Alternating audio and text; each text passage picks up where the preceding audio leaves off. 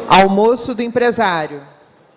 Neste momento, convidamos para compor a mesa de honra a presidente da Associação Comercial do Rio de Janeiro, senhora Ângela Costa.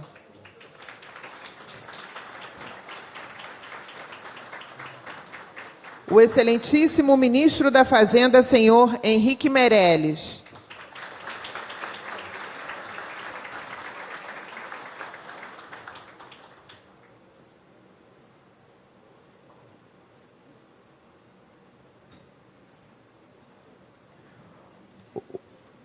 O grande benemérito e presidente do Conselho Superior da Associação Comercial do Rio de Janeiro, senhor Humberto Eustáquio César Mota. O benemérito e vice-presidente de Desenvolvimento Estratégico da Associação Comercial do Rio de Janeiro, senhor José Antônio do Nascimento Brito, que será o mediador do nosso evento.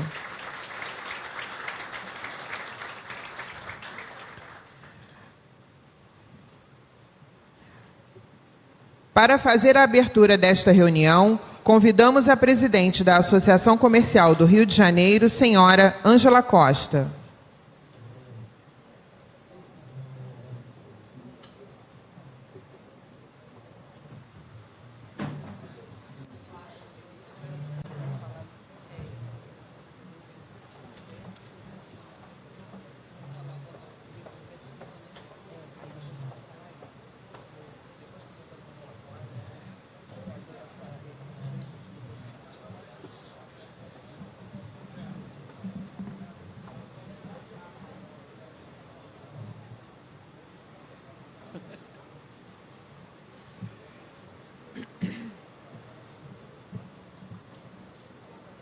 Bom dia. Bom dia, ministro Henrique Meirelles. Dou-lhe as boas-vindas em nome da Associação Comercial do Rio de Janeiro. Cumprimento o nosso presidente do Conselho Superior, Humberto Mota. Cumprimento o nosso mediador e vice-presidente, José Antônio Nascimento Brito, autoridades, vice-presidentes, diretores, empresários, amigos e amigas e convidados que estão aqui presentes. A Associação Comercial sente-se muito honrada com a sua presença em uma das principais e mais antigas instituições do Brasil. Nada mais gratificante que a classe empresarial do Rio de Janeiro ouvir uma retrospectiva do conturbado ano de 2017 e tomar conhecimento dos cenários alternativos para o Brasil do ano em curso. Teremos também o privilégio de receber do ministro suas primeiras avaliações decorrentes dos debates do Fórum Econômico Mundial em Davos. Ou Davos, né? Depende. Relacionado ao panorama internacional no médio prazo e principalmente da expectativa dos investidores estrangeiros do ponto de vista de novas oportunidades nos negócios brasileiros. Em 2002, ministro, o senhor abriu mão de uma carreira política que se iniciava com excelentes expectativas e perspectivas. Afinal, era a sua primeira eleição e foram quase 200 mil votos que os goianos lhe atribuíram para uma cadeira de deputado federal. No entanto, predominava no país um clima de elevada insegurança associada ao primeiro mandato do Partido dos Trabalhadores na presidência da República. Para lembrar os mais jovens, cito um fato econômico que retrata bem os temores daquela época de estabilidade. Em poucas semanas, a taxa de câmbio disparou, tendo o valor do dólar alcançado um patamar de R$ 4,00, que para alguns analistas econômicos, essa taxa atualmente representaria R$ 7,00. Ocorreu uma composição política de amplo espectro, mas muito improvável naquelas circunstâncias. E o então deputado federal Henrique Meirelles foi convidado para assumir as rédeas da política econômica, na condição de presidente do Banco Central, com amplos poderes para garantir a perfeita implantação das suas diretrizes. Com sua equipe competente e focada, o ministro reverteu as expectativas mais pessimistas e o Brasil retornou ao crescimento econômico após severos ajustes. Aliás, foi naquele período que o país conseguiu iniciar o processo de acúmulo de reservas internacionais, que representavam uma sólida blindagem aos ataques especulativos que poderia ter ocorrido nas crises internacionais subsequentes. Em 4 anos, o montante de reserva triplicou, alcançando o patamar de 100 bilhões de dólares. Em mais 12 meses, dobramos para 200 bilhões. E em mais 12 meses, chegamos ao nível de 300 bilhões de dólares.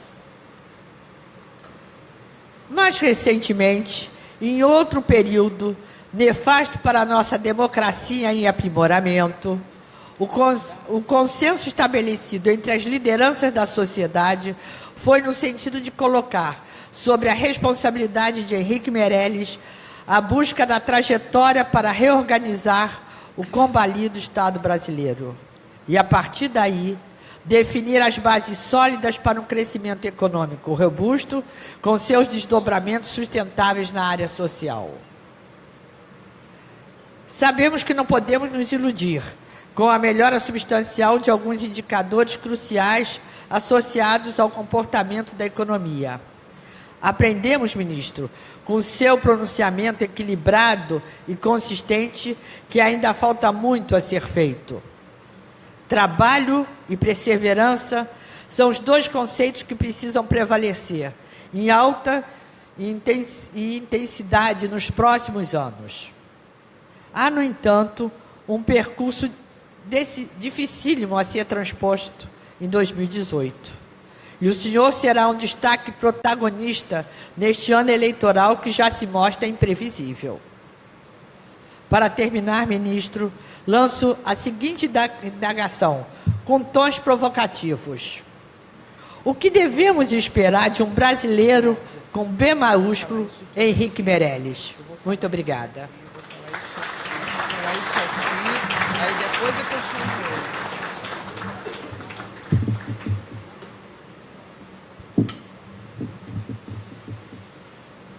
Gostaríamos de registrar com grande satisfação a presença do excelentíssimo vice-governador do Estado do Rio de Janeiro, senhor Francisco Dornelles, da secretária municipal de Fazenda, senhora Maria Eduarda Gouveia Berto, do presidente do Instituto Brasileiro de Executivos de Finanças, IBEF, senhor Ricardo Vieira Coelho, do presidente da Confederação Nacional das Empresas de Seguros Gerais, Previdência Privada e Vida, Saúde Suplementar e Capitalização, CNSEG, senhor Márcio Coriolano, do presidente da SNA, Sociedade Nacional de Agricultura, senhor Antônio Melo Alvarenga Neto. Queremos fazer um agradecimento ao Banco Bradesco, a Bradesco Seguros, a Souza Cruz e a Assim Saúde. O sucesso da nossa luta depende de uma associação forte. Por isso, a importância de empresários engajados em nossas causas. Associe-se e venha fazer parte da ACRJ. Gostaríamos de lembrar aos presentes que, durante a palestra, estaremos recolhendo as fichas de perguntas dirigidas ao ministro Henrique Meirelles. Pedimos que se identifiquem. Henrique Meirelles, natural de Goiás, foi nomeado ministro da Fazenda em maio de 2016. De 2003 a 2011, Henrique Meirelles comandou o Banco Central do Brasil, o mais longevo presidente da instituição. No setor privado, o atual ministro da Fazenda presidiu o Bank Boston, foi chairman do Banco de Investimentos Lazard Americas. O ministro Meirelles também fez parte dos conselhos de administração do Lloyd's of London e da Azul Linhas Aéreas Brasileiras. Ele também orientou a construção da plataforma digital do Banco Original, além de ter participado de vários conselhos. Henrique Meirelles é fundador e presidente da Associação Vivo Centro, cuja missão, desde 1990, é a revitalização do centro da cidade de São Paulo. Neste momento, convidamos para proferir sua palestra o excelentíssimo senhor ministro Henrique Meirelles.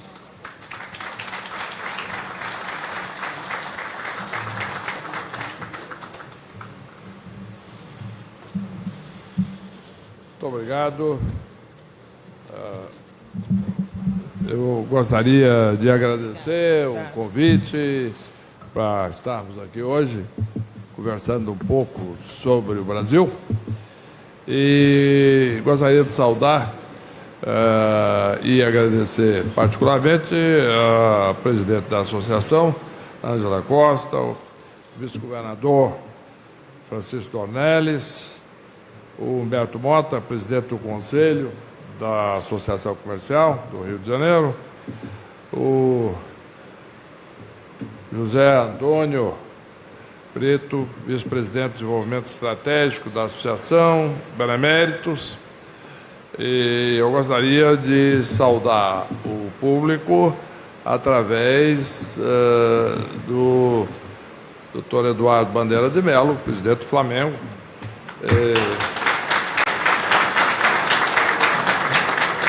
Saudar também a imprensa e todos os empresários aqui presentes. Tá? O Brasil, de fato, está vivendo um momento extremamente significativo, tá? Relevante na medida em que nós estamos saindo da maior recessão da história do país. A recessão que todos vivenciamos, o efeito dela ainda se faz sentir na sociedade e na economia brasileira, mas o importante, eu vou mostrar aí uma série de números, de curvas, de séries, de dados que mostram exatamente essa saída da recessão do Brasil. Tá? Vamos ver aqui como é que nós vamos operar aqui o equipamento. Não é? Pronto. Em primeiro lugar, eu gostaria de comparar como estava o Brasil em maio de 2016, quando nós entramos no governo, e hoje. E vamos comparar, no caso, por exemplo, da inflação, com a inflação 12 meses até maio de 16 e 12 meses agora até janeiro de 18. Era 9,3 a inflação, já tinha sido mais de 10 em 12 meses, e hoje 2,9. A expectativa de inflação para os próximos 12 meses era 6,2, agora 4. Os juros do Banco Central, 14,25, agora 7. O risco Brasil era 368 pontos. Risco elevado. Né? Um risco que, em última análise, se reflete no juro, se reflete na taxa paga pelas empresas e na taxa paga pelo Tesouro Nacional. Nós temos o crescimento do PIB. Aqui é um dado bastante interessante. Quer dizer, o crescimento do PIB em 12 meses até maio de 16 era menos 5,4%. Em 2 anos ele chegou a 8% de contração, de queda. Isto significa uma recessão maior do que a Grande Depressão de 1929, 30, 31. Mostra aqui o tamanho da crise vivida pelo país. E a expectativa de crescimento para os próximos 12 meses, saindo aí de 1,7, né? Agora a expectativa de mercado, saindo de menos 1,7, agora para 2,7. Eu gostaria de mencionar que a expectativa do Ministério da Fazenda é para um crescimento esse ano de 3%.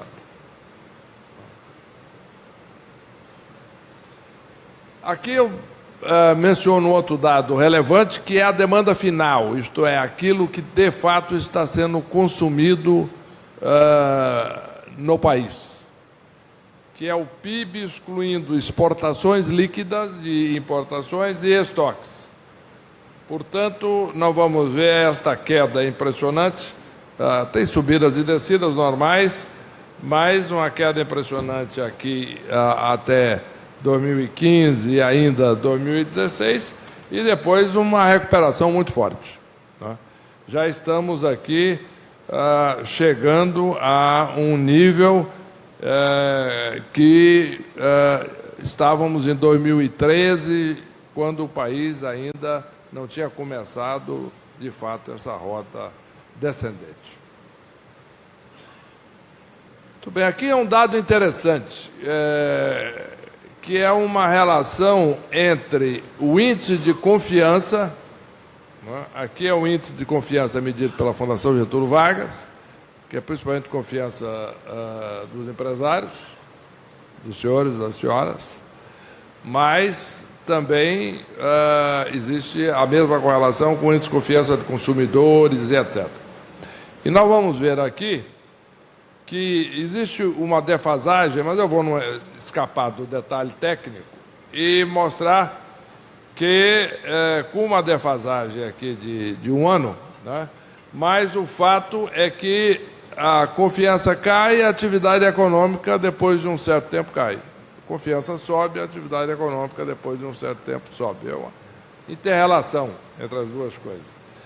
E nós vamos ver aqui em preto o índice de confiança e em azul o índice de atividade. Então, nós vamos notar que o índice de confiança aponta para um crescimento até dezembro de 2018, confirmando as estimativas, tá? Um crescimento forte e onde já estaremos também voltando aos níveis aqui de 14, mais importante do que isso, com a trajetória ascendente fortemente positiva. Outro dado importante, população ocupada. Aqui, medido pelo IBGE e cálculos aqui feitos pela Fazenda, quer dizer, que mostra o total de pessoas trabalhando, independentemente de ser ocupação própria ou não, carteira assinada ou não, pessoas trabalhando, né? Então, nós temos aqui um país que chegou a ter ali, no final aqui de 16, começo de 17, tínhamos caído aí para 89 milhões e meio de brasileiros trabalhando e que hoje já estamos aqui acima de 91,5 milhões de brasileiros trabalhando. 2 milhões de pessoas a mais. E esperamos esse ano mais 2,5 milhões de pessoas. Nós temos que respeitar aqueles que continuam desempregados, que tem muitos ainda, 11 milhões de pessoas aproximadamente, muita gente, um pouco mais do que isso, mas é importante dizer que o ritmo de crescimento da economia e de crescimento dos empregos é muito forte. Aqui, investimentos, né? Nos diversos setores. Temos aí energia, comércio verde, importante para o Rio de Janeiro, petróleo, gás e química, na mineração, construção, etc. Então, nós vamos ver que os investimentos caíram, atingiram ali um mínimo no primeiro trimestre de 2017 e começaram a se recuperar levemente no primeiro trimestre e depois crescendo fortemente. Levando-se em conta, no entanto, que existe aqui variações onde, às vezes, um setor pode cair num determinado período. Por exemplo, no segundo trimestre houve uma queda forte, se vocês observarem aí o verde, nos investimentos aí, petróleo, etc., mas, apesar disso, o total subiu e agora subindo forte, com a retomada dos investimentos fortes no petróleo e os investimentos também em outros setores da economia. Bom, a inflação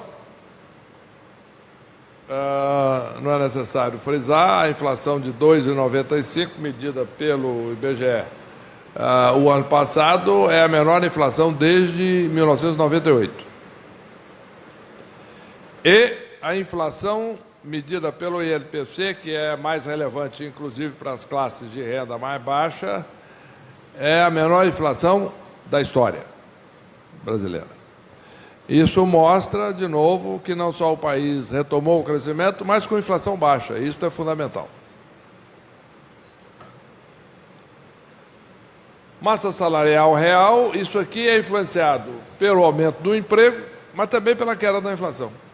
Quer dizer, as pessoas compram mais, têm mais capacidade de compra quando os salários ainda estão corrigidos por uma inflação anterior e a inflação cai fortemente no período. Então, isso dá um ganho de poder de compra, além do ganho durante o período intracorreções, entre as correções. Portanto, a queda da inflação gera, assim, um ganho de poder de compra muito forte.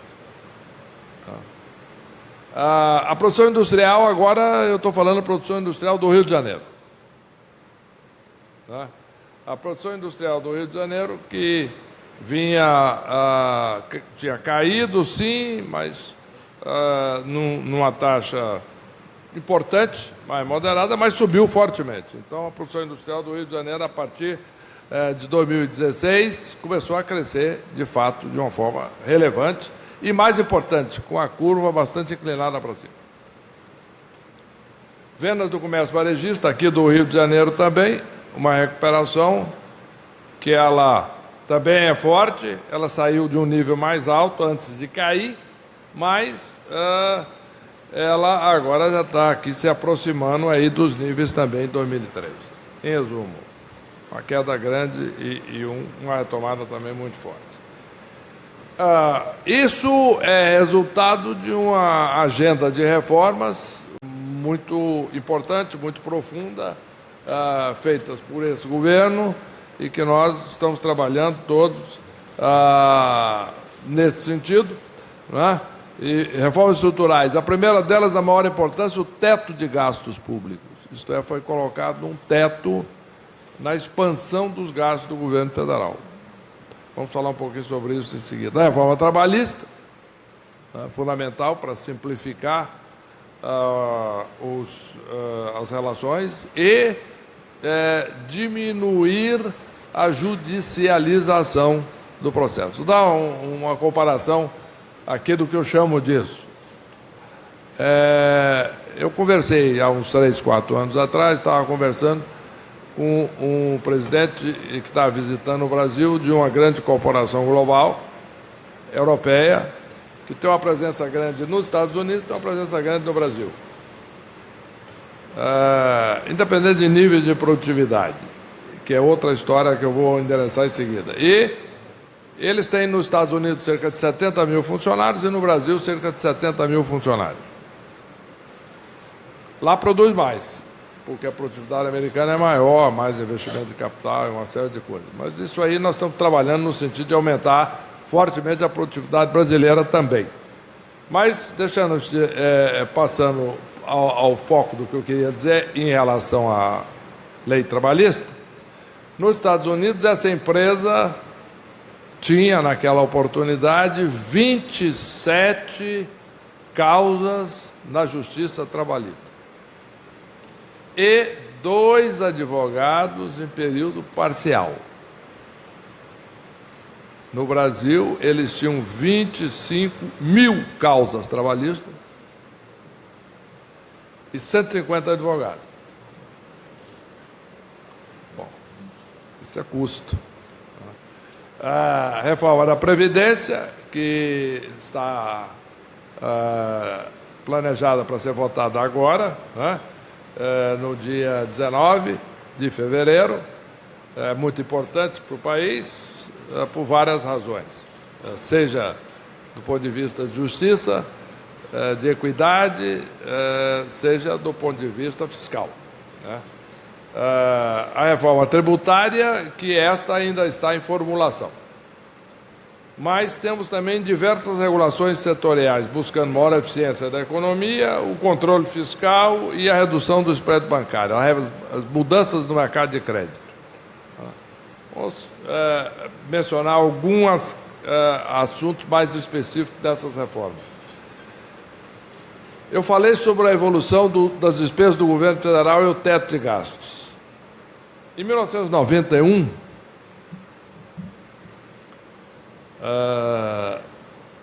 o governo federal gastava cerca de 10,8% do PIB, do produto brasileiro. Em 2016, chegou a 19,9%, praticamente o dobro, 20%, quase. Se continuasse nessa linha, nós íamos chegar a 25,4% do PIB em 10 anos. Com teto de gastos, baixa para 15,5%. Uma diferença dramática. É 10% de PIB. Não é 10% de aumento, não. É 10% de PIB. É muita coisa. Isso significa que são recursos deixados disponíveis para investimento e consumo da sociedade. E, portanto, uma diferença fundamental. Falando de Previdência agora, eu mencionei a Previdência, mencionei a questão de justiça e a questão também equilíbrio fiscal. A taxa de reposição é uma razão entre o valor do benefício da aposentadoria e o salário que a pessoa recebia antes de aposentar. O salário médio, antes de aposentar, o salário médio, a pensão depois da aposentadoria. Eu estou comparando aqui diversos países e nós vamos ver, por exemplo, começando aqui da direita, a Irlanda é 37%. E vai subindo aí. Em azul, por exemplo, a União Europeia, ali mais ou menos no meio, aí, um pouco acima de 50%. O Brasil está com 76%. Tem um país que tem aposentadorias maiores do que a brasileira, em média, que é, em média, ao salário que prevalece a capacidade produtiva e a renda do país. É lógico. Então, um país que tem uma renda per capita de 50 mil dólares, evidentemente que tudo é proporcional. Mas o problema é que no Brasil nós estamos com 76% e só tem um país desta amostragem toda que tem uma taxa maior que a brasileira, que é Luxemburgo.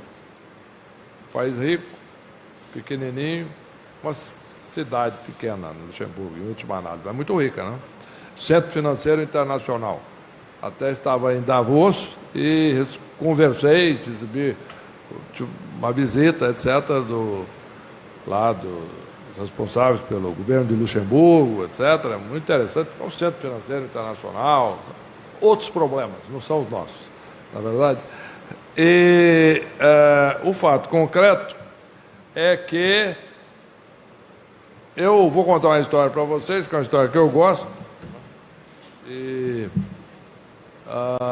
muito interessante, que eu recebi alguns meses atrás um e-mail de um cidadão que me dizia o seguinte: olha, eu comecei a contribuir para a Previdência quando eu era estagiário. Comecei como estagiário e já por razões lá da empresa onde foi estagiário, etc., fazia já uma contribuição. Aos 18 anos de idade. Então, dizia ele.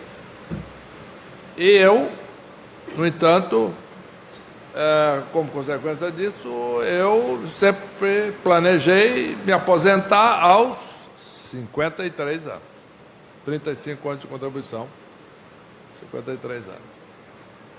Ele dizia, aí disse no e-mail, e eu não gosto de trabalhar. E eu prefiro me aposentar, receber a aposentadoria e gozar a vida. Por que o senhor acha que eu tenho que trabalhar mais tempo para me aposentar? Eu respondi para ele. Eu falei, eu por mim, o senhor poderia se aposentar aos 40 anos de idade. Não tem problema nenhum com isso. Agora, tem um problema. A aposentadoria é paga pela população brasileira, que está tendo dificuldade. Então, é esse o problema. Alguém tem que pagar. Ele não me respondeu. Por quê? Então, nós temos esta questão fundamental referente à aposentadoria. Agora eu vou falar um outro dado também, mais significativo ainda, que é a idade média de aposentadoria.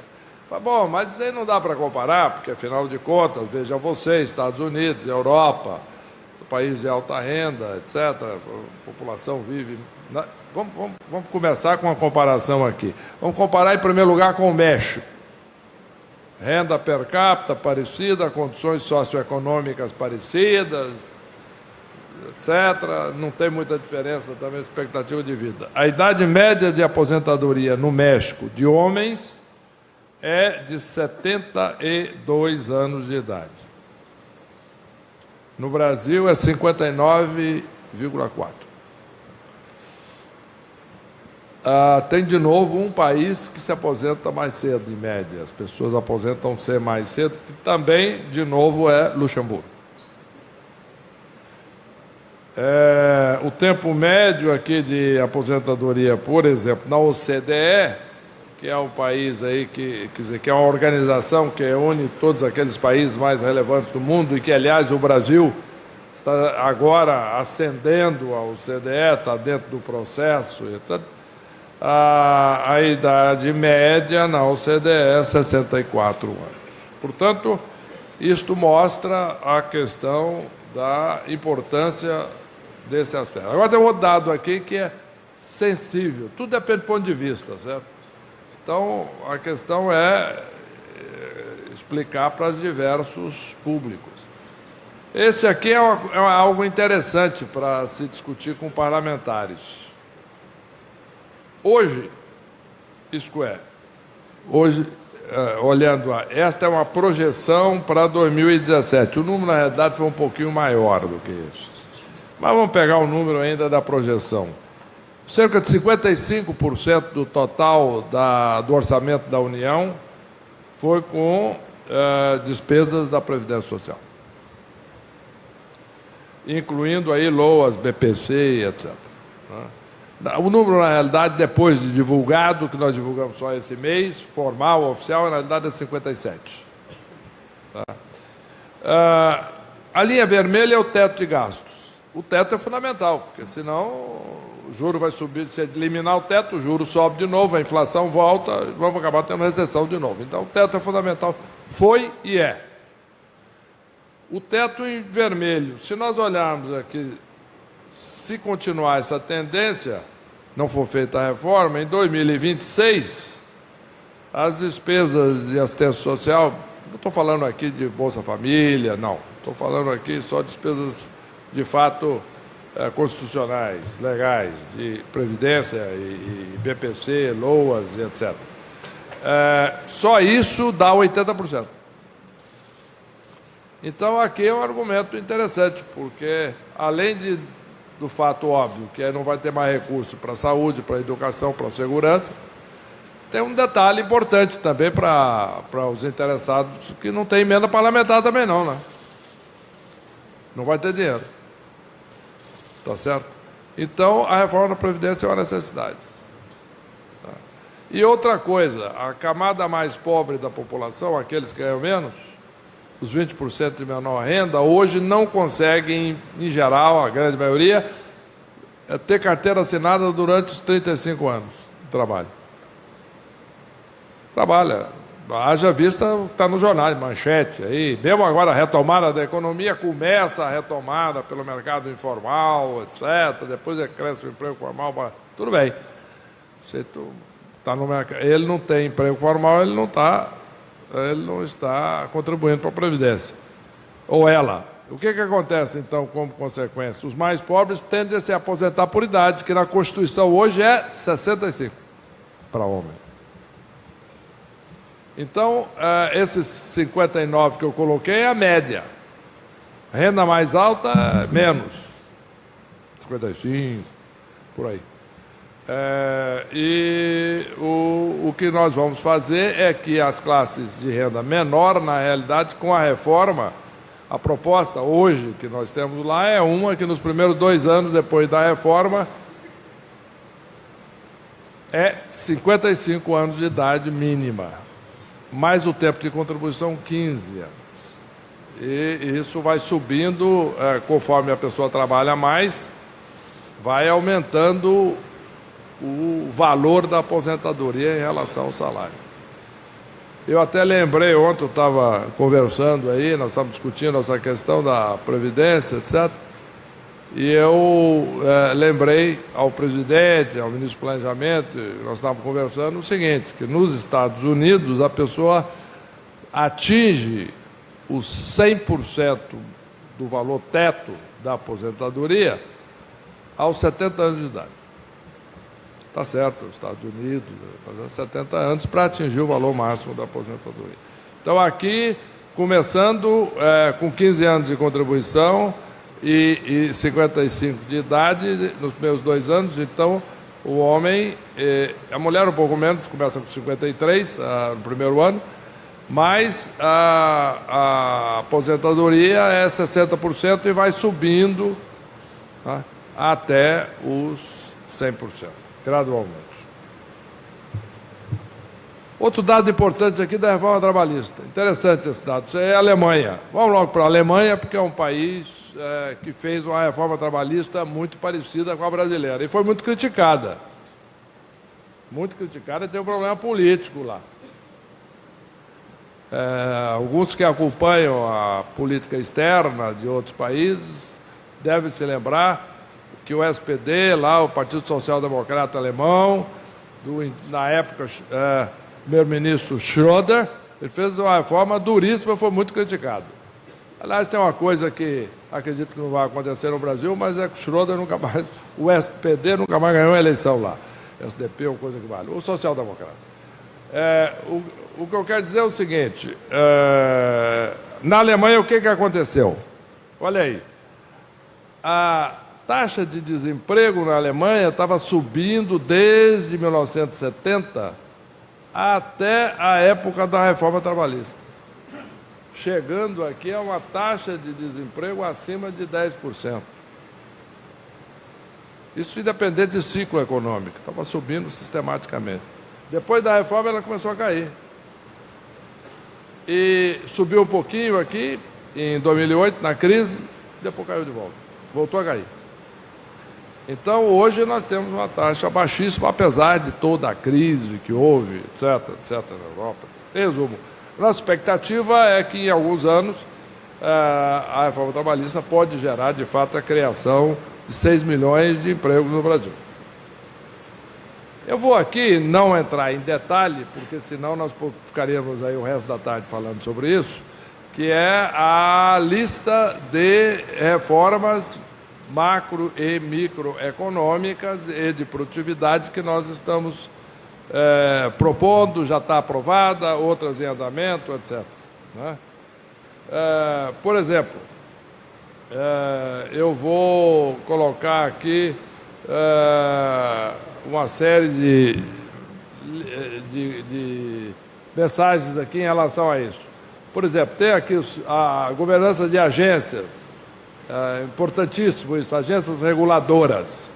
Então vai exigir ficha limpa, experiência, ter substituto, porque hoje no Brasil acontece um negócio complicado. A agência, o conselheiro, ou o diretor da agência, né, aquele que vota, ele lá, para regular um determinado setor, ele ou ela, não tem substituto. O que significa que se alguém renuncia, ou se licencia, etc., não tem substituição. E aí, muitas vezes, a agência não tem número para se reunir. Então, aqui se define, por exemplo, um substituto, além de regras de experiência, etc., etc.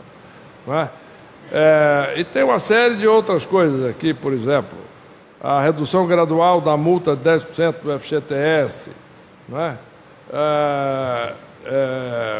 Aqui, por exemplo, na área do petróleo, o Repetro, regularização de tributos, crédito. Vamos falar um pouquinho sobre o mercado de crédito aqui. Tá? O crédito, por exemplo. Primeiro, existe um projeto importante em discussão que é proposto pela Fazenda, que é uma mudança na lei da recuperação judicial, né? Visando viabilizar que as empresas saiam da recuperação judicial. Isso é importantíssimo, porque hoje, às vezes, entra no conflito jurídico que a empresa não sai. Essa é a realidade, infelizmente. Então, nós estamos propondo condições de agilizar e resolver o problema. E as empresas voltarem a trabalhar e tomar crédito, principalmente no Brasil, com o Brasil crescendo agora. É importante que as empresas que estão com problema possam reestruturar-se, resolver o problema e voltar a contratar e trabalhar. O problema por exemplo, aqui do crédito também, do cadastro positivo, fundamental. Hoje, como é que está no Brasil? Como é que é? Se alguém tiver um problema, vai para o cadastro negativo, era o antigo Serasa, etc. Agora, não, é o cadastro positivo. Mas se você quiser entrar no cadastro positivo, mostrar que você é uma boa pagadora, por exemplo, você tem que preencher toda uma burocracia, que ninguém faz, que dá muito trabalho. Então, na verdade, o cadastro positivo não funciona. Você vai em qualquer outro país aí, que tem um mercado de crédito funcionando, ágil, etc., chegando lá, acesso ao cadastro positivo é imediato. Vê se você tem algum problema ou se você tem histórico. E se você tem histórico naquele país, puxa, melhor ainda, aí o crédito fica mais fácil. A ideia é tornar agora automática a inclusão de todas as pessoas no cadastro positivo.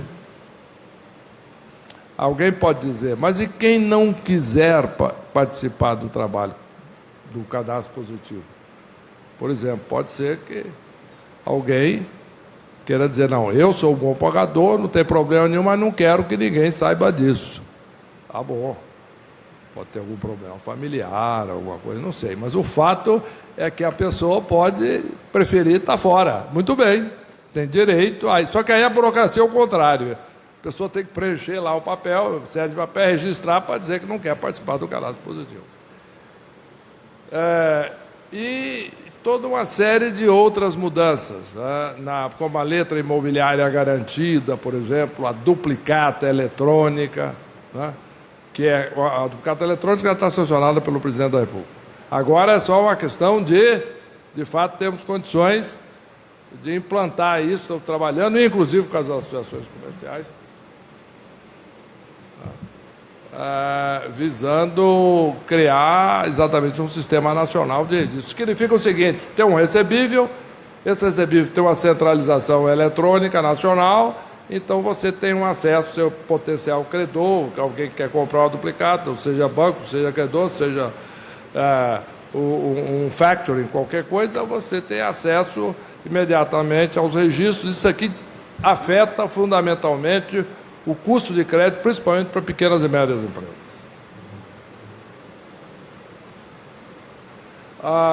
Aqui, umas outras questões importantes, aqui na questão da regulação da relação financeira entre o Banco Central e o Tesouro Nacional, é fundamental isso, porque isso gera uma certa contagem dupla da dívida, que o Banco Central não faz isso, mas alguns organismos internacionais fazem.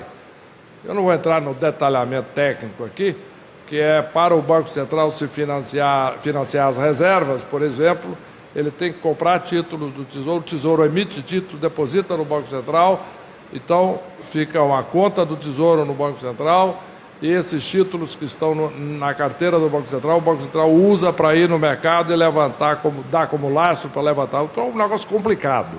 Eu já comecei a descrever, vocês já entenderam que é muito complicado o negócio. Isso passa a ser igual a qualquer outro país do mundo.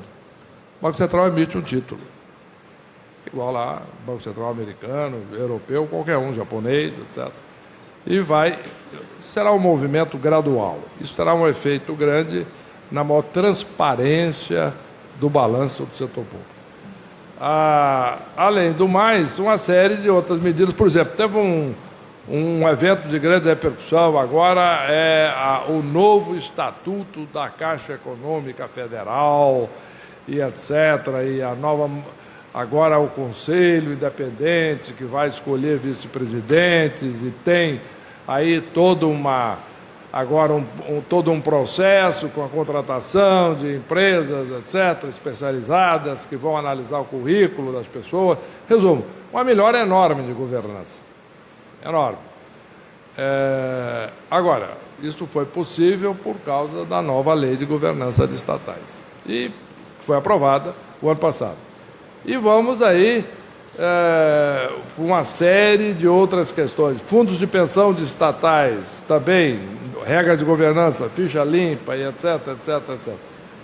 E vamos em frente. Em resumo, o que eu quero dizer é que tem uma série enorme de reformas que nós estamos chamando das micro-reformas, mas que são muito importantes, algumas delas de impacto enorme. Vou dar um exemplo. Hoje, no Brasil, na maior parte do país ainda, segundo a estatística do Banco Mundial, se você quer abrir uma empresa, você deve saber disso, já deve ter passado por essa experiência, o tempo médio é de 101 dias. São Paulo chegou a 126. Isso não é para alugar o escritório, comprar móvel, é papel, para registrar. Né? Temos a experiência, um plano piloto já funcionando com São Paulo. Primeira etapa de 120 lá para 10, 7, depois 5, no final do processo 3 dias. Padrão mundial, em termos de países de excelência. Em resumo, tudo isso são mudanças fundamentais. Hoje, no Brasil, muitos têm essa experiência, no porto, importação e exportação é 10 dias só de burocracia. A ideia é diminuir isso para 4. E vai por aí. Então, existe um número enorme de mudanças que estão sendo feitas visando, em última análise, o quê? Que o Brasil funcione melhor, que com o mesmo número de horas trabalhadas, todos produzam mais. Eu falei, num certo momento, que os Estados Unidos, aquela empresa que aqui tem 70 mil funcionários lá também, essa empresa europeia, que lá a produção é bem maior. O que chama-se isso? Produtividade. E a ideia é que, no Brasil, nós tenhamos também uma produtividade que cresça substancialmente nos próximos anos. Aí, obviamente, nós temos também questões relacionadas ao ensino, educação, e aí a reforma do ensino médio é fundamental, e uma série de outras coisas nessa direção que nós estamos colocando. E aqui eu menciono também infraestruturas, né? Leilões de aeroportos, petróleo, gás, portos, energia elétrica, rodovias, ferrovias, etc. Em resumo, existe um número enorme de projetos que já estão sendo agilizados para ser objeto de concessões, para ser objeto inclusive principalmente de investimento privado, mas alguns menores, ou dependendo da área, só público, dentro da disponibilidade, evidentemente, de recursos da União, mas estamos abrindo muita coisa para o setor privado e tem capital internacional interessado. Então, eu tenho uma história que eu me lembro, que me dá uma visão clara disso, não é? Que é onde está a oportunidade. Eu conto isso no superior, o investidor fica interessado. Achei, interessante esse negócio. Parece que tem oportunidade. Um dia eu estava vendo na televisão o noticiário e apareceu lá o fato de que é uma estrada, e nessa estrada cheia de buraco, em alguns lugares quase sem asfalto, uma fila enorme de caminhões de carga que estavam saindo da estrada porque andando ali pelo campo, ali pelo mato, às vezes ao lado da estrada, o acostamento, fora melhor do que na própria estrada. Feito uma boa má notícia aqui. A má notícia é evidente. A estrada é um desastre. Qual é a boa notícia? Tem demanda, tem carga sendo transportada. Olha a fila de caminhões, extraordinária. Isso, quem vai ao interior do Brasil vê isso com facilidade. Então, o que significa isso? O investimento é rentável. Então, a oportunidade está aí. O que nós precisamos é criar regras adequadas. Regras que viabilizem o retorno adequado para o investimento. Conclusão, nós saímos da recessão mais longa da nossa história e mais profunda. Caiu aí 8% da economia no total. Havendo uma redução do papel do Estado com a diminuição dos gastos públicos, as reformas microeconômicas aumentando a produtividade. Aqui é uma tradução literal do inglês, porque nós estamos aqui, é um projeto em conjunto com o Banco Mundial, é o Easy of Doing Business do Banco Mundial, que é, então, um ambiente favorável ao negócio. Eu prefiro traduzir como aumento de produtividade. Reformas estruturais, que vão aumentar a produtividade, como já mencionei, e no início de um novo ciclo de crescimento sustentável. Eu não vou entrar aqui em muito detalhe, mas se nós olharmos a história do Brasil aqui nos últimos 70 anos, nós vamos ver que os ciclos brasileiros têm sido frequentes, de crescimento e queda, etc., e isso muito ligado à questão fiscal. Desde a construção de Brasília, na década de 50, e veio a inflação, aí veio a crise de 64, aquele foi o resultado da inflação, da crise, gerada por excesso de despesa pública, sem financiamento. E aí vai, certo? Aí o milagre brasileiro, de um lado, mas financiado com empréstimos internacionais. Aí chegou o Setembro Negro de 82. E crise, aí hiperinflação. Tudo, no fundo, se for ver, é fiscal. A hiperinflação teve um componente monetário, porque o Banco Central estava sendo passivo no processo, no sentido de financiar a expansão monetária, mas, por outro lado, com a expansão monetária, o gasto fiscal, mas, por outro lado, o problema era fiscal. Alguns se lembram da famosa conta movimento do Banco do Brasil. Não vou entrar em detalhe, mas é aí que era o segredo do negócio. Depois nós tivemos aí o Plano Real, aí a crise de 98, que leu a Lei da Responsabilidade Fiscal de 99, depois de 2002. 2002, por exemplo, quando eu entrei no Banco Central depois de 2003, 40% do título público brasileiro era denominado em dólar, dívida doméstica, não estou falando da dívida externa. Doméstica, eram chamadas cambiais, letras cambiais, dívida cambial. Ela lembrou disso. Por quê? Porque o Tesouro não conseguia emitir moeda denominada em real. Isso é sério, hein? Foi quando o presidente mencionou quando o dólar chegou a 4, naquela época. Né? Então, seria equivalente, dependendo do diferencial de inflação que se leva em conta, etc., chega aí ao 7 hoje. Né? Resumo. Então, tudo isso, na medida que nós enfrentamos essa questão fiscal, com a reforma da Previdência, o teto de gastos, etc., nós teremos ciclos mais longos e de menor volatilidade. Então, eu procurei dar uma visão completa para vocês de que estamos fazendo e as previsões. A nossa previsão é que o Brasil vai crescer, como eu mencionei, 3% esse ano. Criar 2,5 milhões de postos de trabalho. E que teremos condições, sim, de crescer mais tempo. Antes que alguém me pergunte, fala, mas e a nota de rating da S&P? Terminar por aí. É o seguinte, as agências de rating, S&P, a Moody's, a Fitch, as três maiores e outras menores, elas, inclusive tem brasileiras, elas fazem uma avaliação de crédito, uma nota de crédito.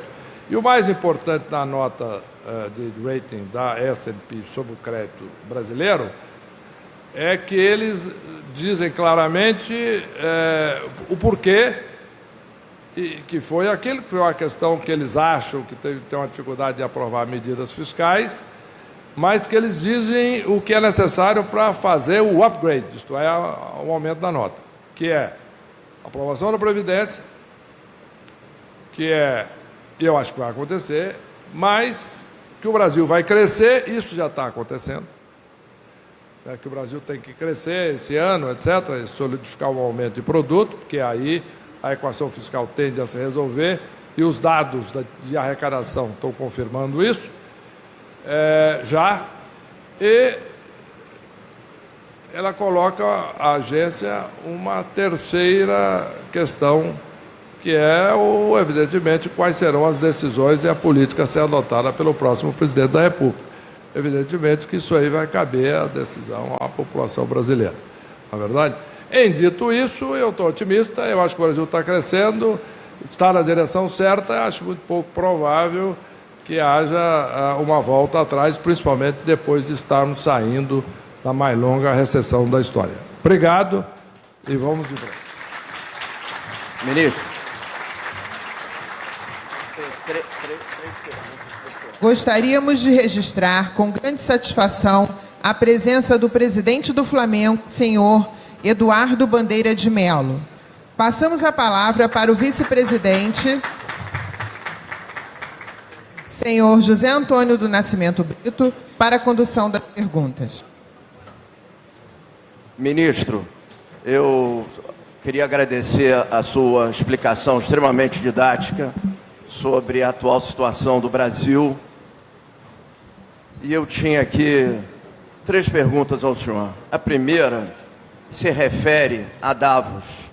Queria saber qual a impressão que se tem é que Davos foi um corte na percepção internacional. Foi ótimo o senhor falar das agências de rating, mas Davos foi um corte na percepção internacional sobre o que está se passando aqui no Brasil, o progresso feito. Qual foi a pergunta mais recorrente que o senhor recebeu em indagação da comunidade internacional investidora sobre o país? Dúvidas futuras. Mais e mais, está mudando, é evidente que tem uma pergunta que é esperável, normal, se a Previdência vai ser aprovada, se for aprovada, como? Exatamente. A primeira é uma pergunta importante e que, normalmente, as pessoas já meio esperam a resposta, não dá para prever, é uma opinião, veja você, etc. Estamos trabalhando, o número de votos está aumentando, etc., mas ainda vamos saber no dia da votação. Como já dizia o Tancredo Neves, não só em eleição, para eleições gerais, etc., mas também em eleição no sentido lá da votação no Congresso. Pode fazer algumas previsões, certamente, tem pesquisas eleitorais sofisticadas na eleição geral. No Congresso tem a contagem de votos dos líderes que estão ali conversando com todo mundo e fazendo conta, etc. Agora, o Tancredo já dizia que eleição e mineração só no dia da apuração, na verdade. É verdade. Então, essa é a primeira pergunta. A segunda pergunta é uma pergunta que também tem o mesmo nível de avaliação, aí no sentido da eleição geral, de difícil resposta a essa altura, muito mais difícil a essa altura, evidentemente, que quem será, ou qual é a minha opinião sobre quem será o próximo presidente da República e qual a orientação do presidente. Então, essa é uma pergunta também extremamente recorrente. Duas perguntas sobre eleição. O que o senhor considera, assim, os 3 temas básicos de eleição? E eu vou fazer uma provocação, porque no caso aqui do Rio de Janeiro, para nós, segurança é um tema fundamental, mas eu tenho a impressão que segurança é um tema dramático para o Brasil. O que, na sua visão, de um homem que está lá no topo do poder, são coisas realmente relevantes para o debate presidencial desse ano? Não há dúvida que segurança é um deles, né? É fundamental. Emprego é outro, né? Também fundamental. Tema de corrupção, eu acho que é tema de debate. E também uma coisa que vai depender um pouco da votação agora, dia 19, né, de fevereiro. Se a Previdência for aprovada, deixa de ser um tema, né? Se não for, por alguma razão, ou se não for, eu acredito que vai ser votada, mas se não for votada, por exemplo, aí será um tema, certamente. Eu acho que seria muito importante para o Brasil já passar por isso, resolver e a vida continuar. Mas, se porventura não for votada, ela seria um tema. Se for rejeitada, votar e perder, eu digo, bom, aí nós temos um problema. O Brasil, não estou falando político, né, o Brasil, nós temos um problema.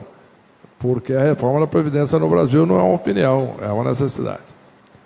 Mas, voltando a Davos, eu acho que esse, de fato, era o conjunto de perguntas mais recorrentes. Agora, se disse aí que o Brasil não tinha o brilho ou a mesma participação de anos anteriores, etc. Eu vou a Davos há muitos anos, mesmo antes de eu entrar no Banco Central, etc. Então, eu até brinco às vezes, a mesma coisa da Basileia. Quando eu entrei no Banco Central em 2003, eu cheguei lá, era uma celebridade, porque era um problema. Então eu até brincava, assim, os outros presidentes do Banco Central olhavam para mim e falavam, chegou o problema. Muito bem. Depois eu deixei de ser celebridade, porque o Brasil começou a ir bem. Tá certo? Então teve um vasto período aí que ninguém ligava muito, eu entrava, saía, era mais um. Depois eu voltei de novo a ser objeto da atenção quando o Brasil decolou depois da crise. Aí o Brasil foi quando a revista The Economist publicou a famosa capa do Cristo decolando, né? Takes off.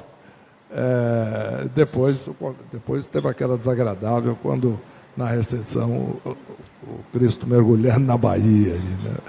Mas eu falei para eles, vocês estão exagerados talvez um pouco na ida, um pouco não. Também não é assim, porque também, né, temos que olhar para frente. O que eu quero dizer, mas agora não, agora eu acho que o Brasil está exatamente entrando naquele período que deixou de ser objeto de controvérsia, está indo muito bem.